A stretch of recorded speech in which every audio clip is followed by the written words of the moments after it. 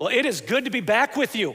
When I showed up here at Timberlake Church 6 months ago now, I had to have the challenge of blending my Great Lakes Church commitments that I had made outside speaking in some different conferences and my Timberlake Church calendar, so it gets a little complex from time to time, but I'm telling you, I've been missing you. In fact, I'm supposed to be speaking next week at another church, and I just called the pastor this week because I'm gonna humble myself before you and just tell you, I miss my Timberlake Church family. I need out of that commitment, and so they let me out of that commitment. And it's good to be back with you. That being said, if you were here last week, Pastor Sean, our student pastor, spoke. Wow. He did so good. I told Pastor Lance, you're out of a job. You're done, man. So here's the deal. I was recently fishing in Barkley Sound with some guys from Timberlake Church. We were fishing in this beautiful, beautiful setting. And on one of the days we're fishing, we're just off the coast of Austin Island. And a guy on the boat starts telling the story of something that happened there, an event that occurred in 1972. And it involved a large freight ship known as the MV Vanlene. All right? The MV Vanlene was carrying 300 Dodge Colt automobiles. Anybody ever own one of these? Yeah, nobody, right? But here's what happened. The ship had taken off from Japan and just a couple weeks earlier, and before it embarked on its journey, the captain of the ship, Captain Hung, requested that all the navigation equipment be checked and inspected. And it was determined that the ship's radar and almost all of the other navigation equipment was either damaged or in need of repair. And so understandably, the captain requests with the ship owner that it gets fixed, but the owner decided, hey, I'm not gonna fix it. And so they're forced to embark on this journey with just a few basic supplies for navigating, some just simple compasses and some other little basic pieces of technology and trying to navigate their way. And shockingly, they made it across the Pacific Ocean without any problems. But then they get caught up in this thick fog, and Captain Hung unknowingly gets off course and the ship runs aground. And when they run aground, the captain makes this SOS call. And he doesn't know where they're at, but he assumes they're off the coast of Washington State, when in reality, they're off the coast of Vancouver Island. And so first responders take a while trying to locate them. There's confusion, miscommunication, wasted time, but eventually first responders get there. All 38 crew members are rescued. In addition to that, 131 of the Dodge Colts were airlifted by helicopter one by one and rescued. A waste of their time, but whatever. And today, the Vanlene is at the bottom of the sea along with 169 Dodge Colts that couldn't be saved. And I'm hearing this story, it's just fascinating to me, because it's a disaster that could have been avoided if they just had working navigation equipment. A few weeks ago, we kicked off a 3-week teaching series that we're ending today called Mama Always Said. And we've been using quotes or phrases that many of our mothers used with us to help us navigate the complexities of life.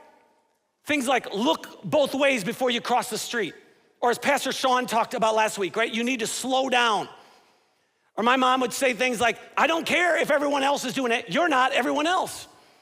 Or life's not fair. That was another one of her quotes. Well, today I want to look at a quote that my mother used on a regular basis, and I'm sure many of your moms did as well. And it's something that she used when trying to help me navigate the friendships in my life. And she would say this, choose your friends wisely. And the reason she would say that is we become like the people we spend the most time with. Our closest friends, they're gonna influence how we think, they're gonna influence how we behave, they're gonna influence our values and our worldview and our attitudes. That's why Mama always said, choose your friends wisely. Use wisdom when you're selecting who's gonna be in your inner circle. Now, the word wisdom could be defined a couple different ways, but at its core, wisdom is living today with tomorrow in mind. It's understanding that the decisions I make today will affect my life tomorrow. All of life is connected. Every decision matters. And quite honestly, it feels a little odd talking to a group of adults about friendships, right? And one of the reasons it feels odd is because in our culture, whenever we talk about who we allow into our life and choosing people and selecting people, we almost always do it in the context of romantic relationships. right? When you think about the books that are written, when you think about tabloids or magazine articles, when you think about the movies that come out on Hulu or Netflix, right? When you think about all the songs being released, I mean, the vast majority of them are about romantic relationships. Very few are about friendships.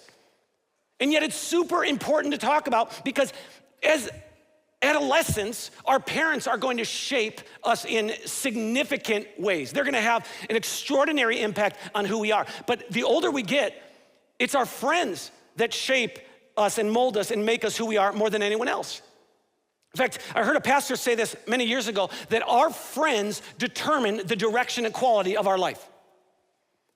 Direction and quality. Those two things we care about more than almost anything else, right? We care about direction. Where is this marriage headed? Where's my career going? What is the path my kids are on? Where's it gonna end up? We care about direction and we care about quality. We care about our mental health, physical health, emotional health, relational health, and when we talk about our level of happiness in life, we almost always relate it to the level of quality that we have in our life. And so if it's true that the direction and quality of our life are determined by our friendships, we need to pay attention. Even as adults, we need to choose our friends wisely. Sociologists tell us that the average person has anywhere between 500 and 2,500 social interactions every single year. Introverts are on the low end of that equation, extroverts on the high end. Right, so some of you, you're Walmart greeters or you come from Italian families, you're completely off the charts, right? Others of you, you're off the charts in the other direction. You never leave your house. You DoorDash for every meal. The only reason you're a part of Timberlake Church is because you can watch online. Hello, we're glad you're here, right? But generally speaking, we all have a lot of relationships and friendships to manage, and so it would be very wise for us to pause every so often and consider those friendships. Who are we spending time with? Since the people we spend the most time with determine the direction and quality of our life.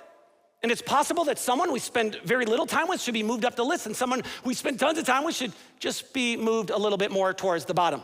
King Solomon explains it this way. He says, walk with the wise and become wise. He says, for a companion of fools suffers harm. If you hang out with wise people, if you hang out with people who live today with tomorrow in mind, just naturally, the higher the chances that you're going to start making decisions with tomorrow in mind as well. But if you hang out with foolish people, if you hang out with people who just live in the moment, who don't think about how their actions have consequences, Solomon says that the companion of fools suffers harms, meaning you're gonna catch the shrapnel of their bad decisions, right? This is why when Jeffrey Epstein or R. Kelly or Diddy or Harvey Weinstein or an endless list of other people were convicted of various crimes, those who were closest to them, what did they do? They stepped away. They washed their hands of them. I talk to them maybe once every 3 years. They went from telling everybody they're my friend, they're my buddy, to all of a sudden they're distancing themselves because they knew they were gonna be guilty by association. Even if they were innocent, they were gonna be seen as guilty. If you're in a vehicle with someone who is driving drunk, you may have not even had a single drink, but your life's in danger. This is why King Solomon writes that the righteous choose their friends carefully. Now, a righteous person is a person of character. So King Solomon says if you're a person of character, you're gonna be selective in who you hang out with the most. You choose your friends wisely. Now, to be clear, it's not talking about every person we hang out with. He's not talking about every peer, every coworker, every acquaintance, every neighbor. He's talking about those we spend the most time with, because he knows that our closest friends are going to influence us in extraordinary ways. They're gonna influence our worldview, our belief, our attitudes, our thinking. All types of study have been done on this, and research reveals that the people we spend the most time with will determine as much as 95% of where we end up in life. For some, it's gonna be a little bit lower, but for others, it's gonna be as high as 95%. So King Solomon encourages us with these words. He says, look straight ahead and fix your eyes on what lies before you. Mark out a straight path for your feet.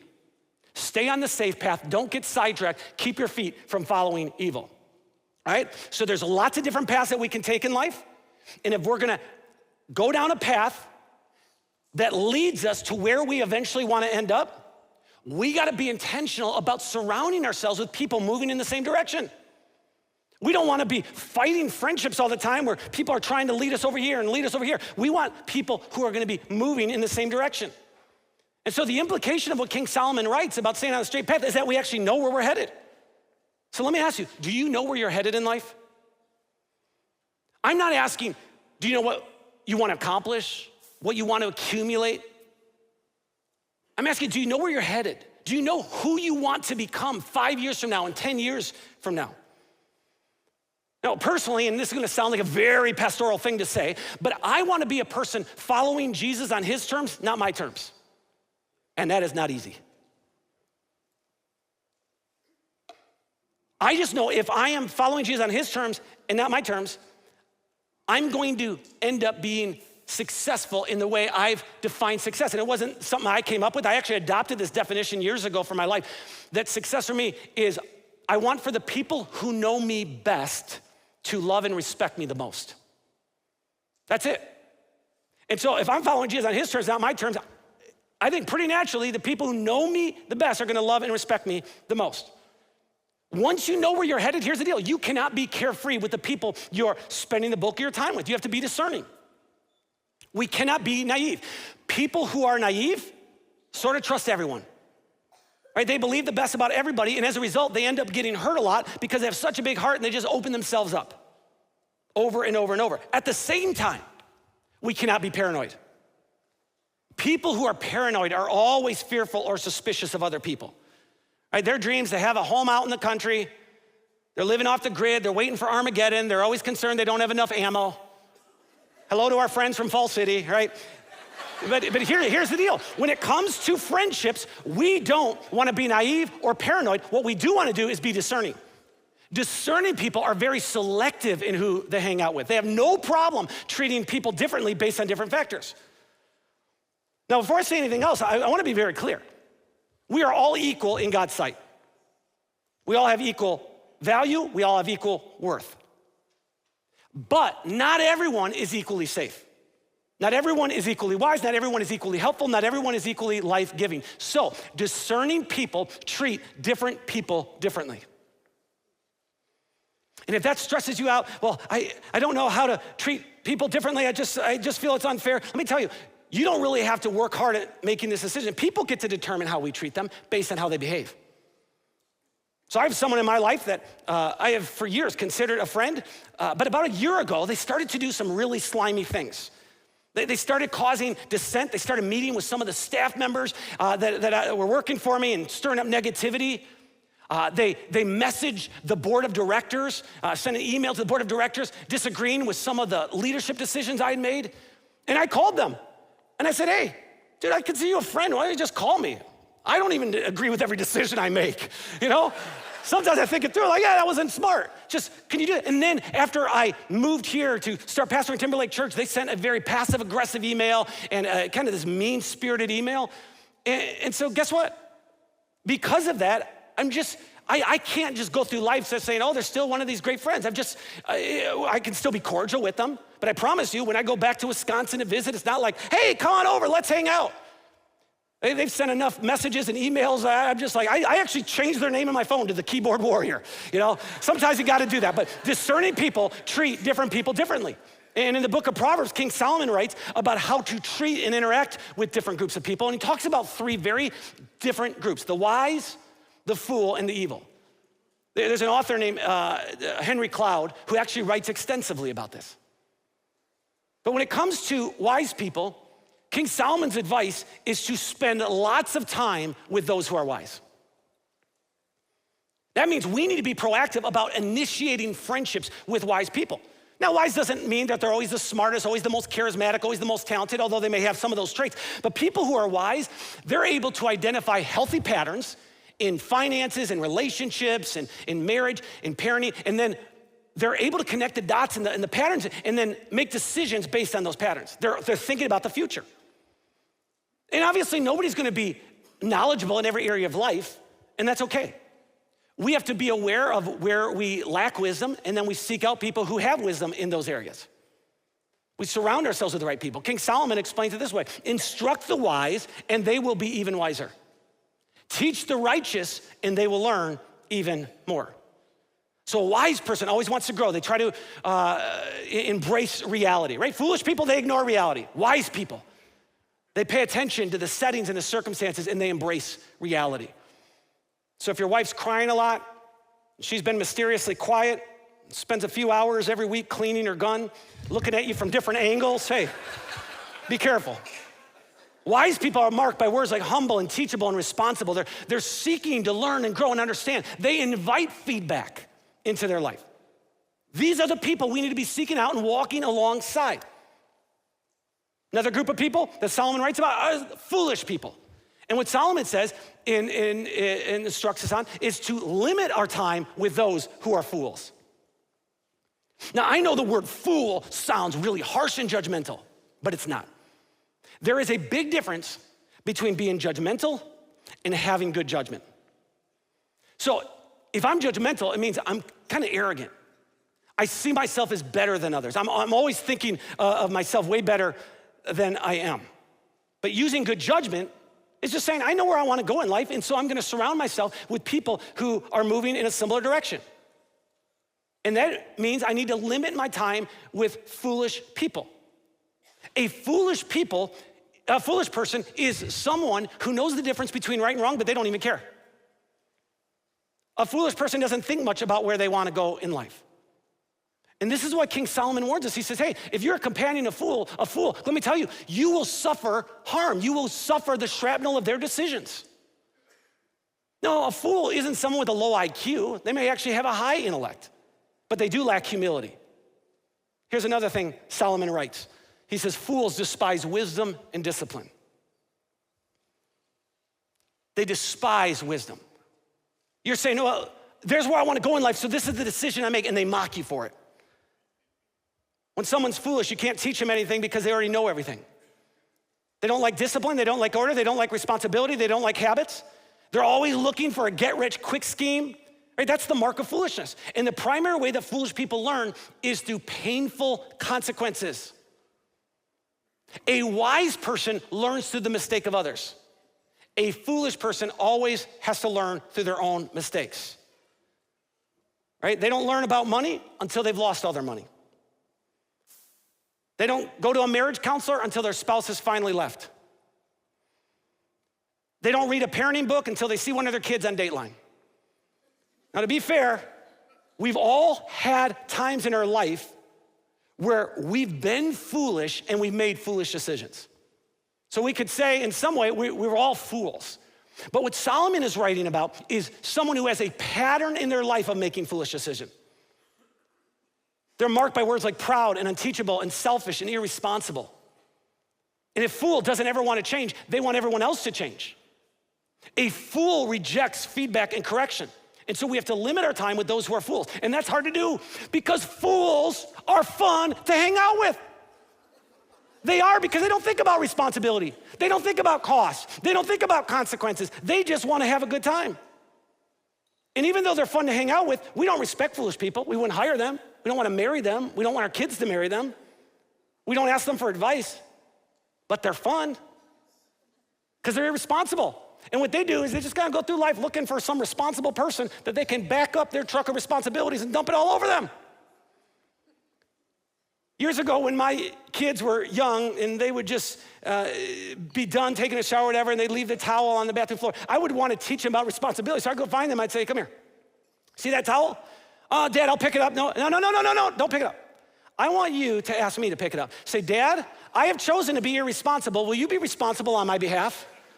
Dad, I'll pick it. No, I want you to ask me. Dad.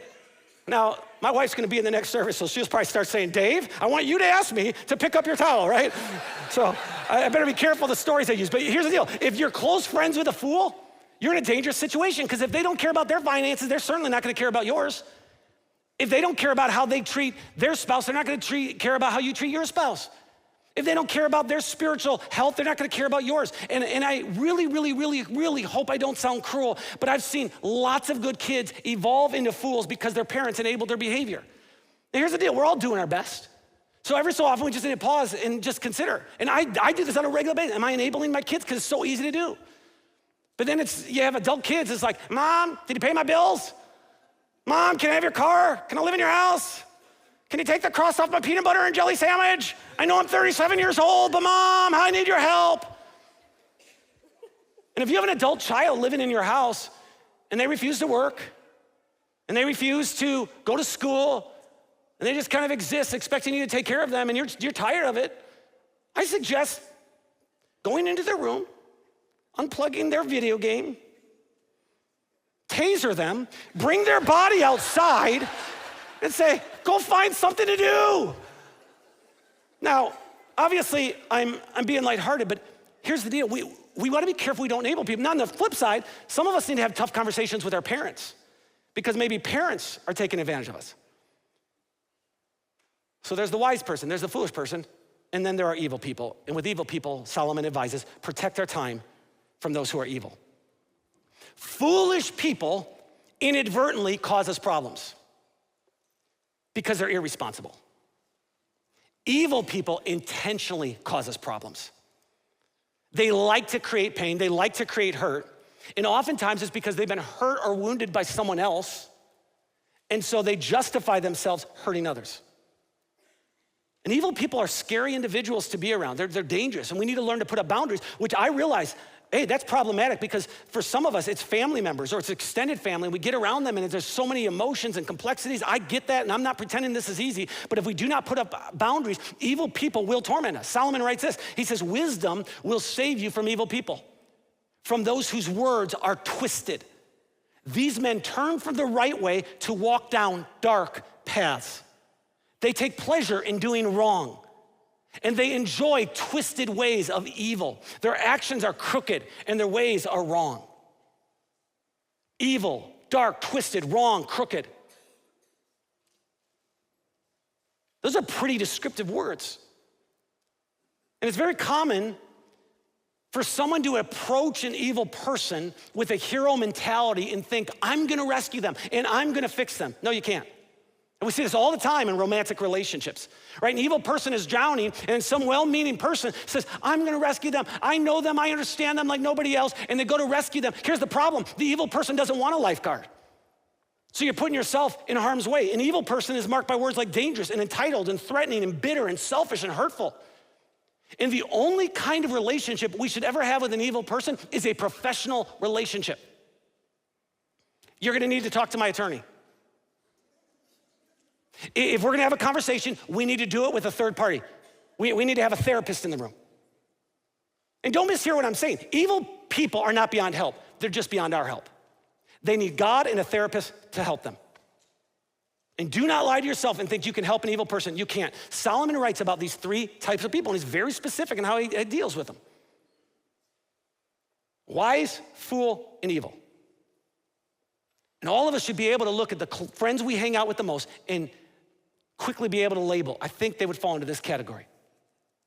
And if there are any fools, people who just have a pattern of making decisions based on emotion and just get caught up in the moment, it's not that we have to disassociate with them completely, it's just we need to limit our time around them. And if we have some people who are evil, and meaning they're always trying to hurt, always trying to cause harm, they've got just bad motives, then yes, we need to put up some serious boundaries. Now, just to be uber practical, what I wanna do as we wrap up here is I wanna give you the different equations that happen with different groups of people, all right? And it's gonna be hard to see, they're on the screen, so I'll try to go slowly, so for those of you taking notes, you can write these down. When a wise person, someone who lives today with tomorrow in mind, gets together with another wise person, another person who lives today with tomorrow in mind, that is a healthy relationship. That's the type of relationships we need to be pursuing. This isn't based on age or even maturity. It's just saying, hey, I'm getting around people who know where they're going in life and they're making decisions that lead them down the path that they wanna go down, that will lead them to where they wanna go.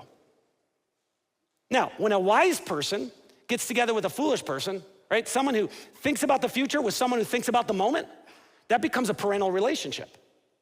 Right? Just like a parent has to always be looking for the child, where are they, what are they doing? A wise person, if they're in a relationship or friendship with a fool, they're always gonna have to be paying attention. And you don't wanna be close friends with a foolish person because someone who is not careful with their life will not be careful with yours.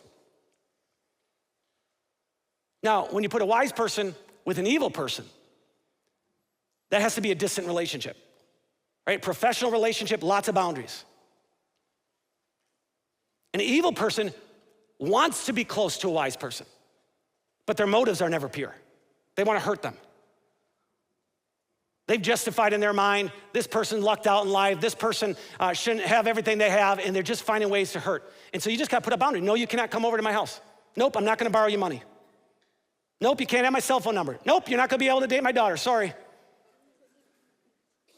You have to actively work at maintaining a distant relationship. Now, when you put a foolish person with another foolish person, two people just living for the moment, that becomes a very codependent relationship.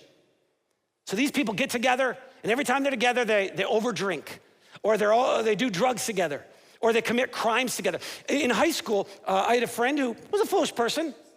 Fun to be around, right, but foolish. And there was someone else in high school that also was a foolish person, and by themselves, they were kind of fine. They're just irresponsible. They got together. They went on a crime spree. They actually ended up doing a lot of harm, spent some years in prison because they got together. Codependent relationships. Now, when a foolish person gets together with an evil person, that becomes an abusive relationship. Evil people love to take advantage of foolish people. And foolish people, they're not paying much attention, they're naive. They're just going through life, trying to have fun. But here's the deal, the evil person's always calculated. Always seeing how they can benefit from whatever situation, and it's very, very dangerous. This is why you have abusive marriages and abusive friendships and abusive work relationships. And then finally, when you get an evil person with another evil person, just two very, very toxic people, that becomes a very dangerous relationship. It's Bonnie and Clyde, right? They come together, they form an unholy alliance. Business partners who are ruthless. Married couples who are just cruel and heartless. These are people who are very, very dangerous. And when it comes to choosing friendships, Mama was right. We gotta choose our friends wisely. We cannot afford to be passive. Wise, foolish, evil. So let's just pause just for a moment. I know this is kind of hard to do in 10 seconds, 15 seconds, but just take a quick inventory of the people in the relationship circles closest to you. Is there anybody that as I speak that you say, you know what, I need to move them up the list? I don't know why I don't, in a healthy way, take more advantage of this friendship because I can learn a lot from this person. And is there someone that you're like, man, every time we get together, it is kind of that codependent thing. We're not moving forward, we're just kind of wandering through life, and I just probably need to spend less time with them. And this is so important because we're headed into the summer months, and this is when we spend the most time with people throughout the year. King Solomon writes, as iron sharpens iron, so a friend sharpens a friend. Now, Jesus spent time with lots of different people, and I think it's fair for us to say, hey, I've got a wide variety of people in my life. When Jesus spent time with people, there were a lot of them who weren't believers. That's okay, but here's the deal. His closest disciples, his closest friends were. And I know this sounds a little harsh, but I think you'll get the point. Jesus looked at crowds of people, and when it came to the people he spent the most time with, he says, I want you to spend time with me. I want you to be my disciple. Come here, you. And I'm exaggerating a little bit, but it was like, not you, not you, not you, not you, not you. I'm glad you're following me, that's great, but I want you, you're over here. He was selective, and even of the 12, he had 3, Peter, James, and John, that he says, hey, okay, I'm gonna spend the most time with you. I want my closest friends to be people who will pray for me, encourage me, call me out when they see something that doesn't reflect Jesus. Guys, I'm human, right? When someone hurts me in a deep way, it absolutely feels good to have friends that will help me hide a body, no doubt. But what I really need is a friend who will say, Dave, there's more to the story than just your side. And then they challenge me to go down the journey of forgiveness. When I learn something embarrassing about someone, it feels good to have friends that I can laugh with and share things with. But what I really need is a friend who stops gossip in its tracks. When I'm compromising my character, it feels good to have friends that will laugh about it, ignore it, not say anything about it, but what I really need is a friend who will call me out. Do not try to navigate life without knowing where you're headed or having filters in place to help you get there. Otherwise, you will shipwreck your life. Now, all last 30 minutes, what did we do? We just talked about being careful about the friends that we hang out with, that we allow into our life. But let me just flip it for just a moment. If you want to have great friends in your life, you need to be a great friend.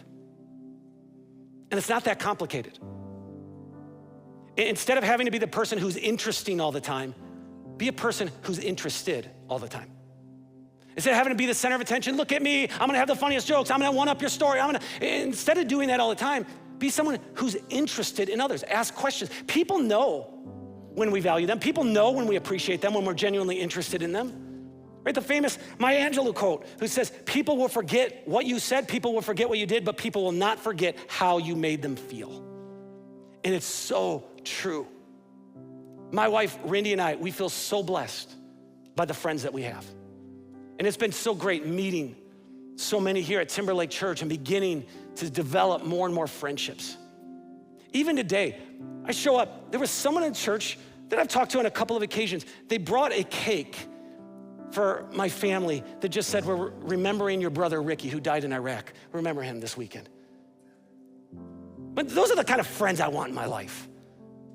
I've had friends that in seasons of difficulty, they have made it a priority to pray for Randy and I and would let us know. In seasons of loss that we've gone through, we've had people genuinely get on planes, fly out and sit with us in our grief. In difficult seasons of parenting, we've had friends come alongside us and they helped guide our kids. They knew our kids weren't listening to us, and so they would start acting like it was their advice. They would just step in and kind of say, here's what I would do if I were you. And they were just reflecting what Randy and I would say, except for they knew that our kids would listen to them over us in that season. Those are the friends I want. This past weekend, we had a group of friends in Wisconsin who went up to Milwaukee. It's where my oldest daughter lived, and they called her up and said, get on over, we're doing some axe throwing, and they included her, and my daughter over here, they included her in what they were doing because they knew that Caitlin's parents and her siblings are living across the country. Those are the friends I want in my life. Early on in our marriage, when we had unreliable transportation, we had friends who gave us one of their vehicles. We've had so many friends who have believed in us and encouraged us and supported our dreams and cheered us on. And I tell you all of that to say this, that's the friend I want to be to others. I don't want to go through life just taking. I want to learn from this and say, how can I now be a blessing? And Randy and I have given a car to someone when they were going through a difficult time because we didn't forget what happened to us. And we've tried to be the friends who encourage and pray and cheer on. But friendships, good friendships, great friendships do not happen accidentally. We have to be intentional. So as we head into the summer months, we start hanging outside more, getting with friends. Let's be careful who we're hanging out with. Would you go ahead and stand? I'm gonna pray for you. And then after I'm done praying, we're dismissed. But I wanna remind you that we will have people up here at the front if you have a specific need, a specific request that you want someone to pray with you about. Heavenly Father, we thank you for friendships, for relationships. We thank you for community. We thank you for building us and designing us in this way. But now, Lord, we need wisdom. Wisdom to identify where we're headed in life. Wisdom to identify the friends who are moving in that same direction. Wisdom to know who in this season we maybe need to distance ourselves from. Others who we need to put up boundaries with. Give us the wisdom to know what to do and the courage to do it. In Jesus' name, amen. Now, as we're out of here, let me say this. I love so much of what I've seen in this church, and people will say a lot of times, it's a large church, it's hard to get to know people. Let me tell you, you want a friendly church? You want to get to know people? You have to be the person to do it. So on your way out, say hi to somebody, maybe say, nice sweater, nice shoes. Hey, just hi, get out of here. Guys, go have a great day. See ya. Thanks for watching. But before you go, please be sure to bookmark this page so that you can find us again next week. And are you looking for a way to get engaged and join a team? The online chat engagement team is a role that anyone and everyone can do, and it's simple. Engage with people, create an environment where people are free to be themselves, and more importantly, open to receive the truth of Jesus. And if you're interested in joining this team and becoming part of what God is doing through Timberlake Online, please let me know on your connection card. Links can be found in chat, and I'll see you here next week at online.timberlakechurch.com.